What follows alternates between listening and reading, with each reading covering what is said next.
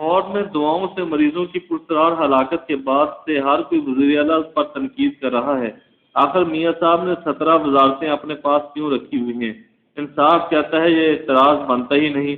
اعتراض بنتا تو یہ بنتا کہ باقی وزارتیں انہوں نے دوسروں کے سپرد کیوں کر رکھی ہیں، کیونکہ وہ تو اپنے ہی پاس رکھیں۔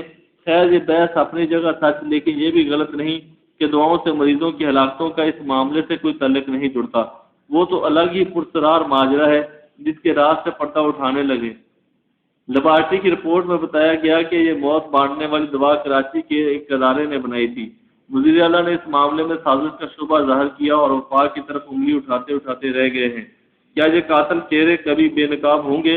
خطرناک دواؤں سے اموات کی طرح لاہور میں ڈینگی کی وبا بھی پرسرار تھی، اور اس طرح کے خطے کے کسی ملک میں ڈینگی کی کوئی وبا تھی نہ لاہور کے سوا باقی ملک میں۔